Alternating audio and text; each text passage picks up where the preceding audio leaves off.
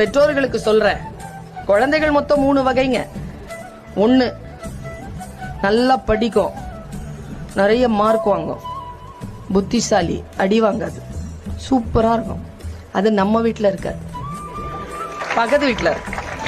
2வது வகை என்ன மாதிரி, திறமைசாலி, ஃபெயில் ஆகாது, பாஸ் பண்ணிடும், நல்லா பேசும், டான்ஸ் ஆடும், பாட்டு பாடும், பிரைஸ் வாங்கிட்டு வந்து வீட்டுல கொடுக்கும். அதுவும் உங்க வீட்டுல இருக்காது. 3வது ரகம்னு ஒண்ணு இருக்குது, புலி மூட்டைன்னு பேரு.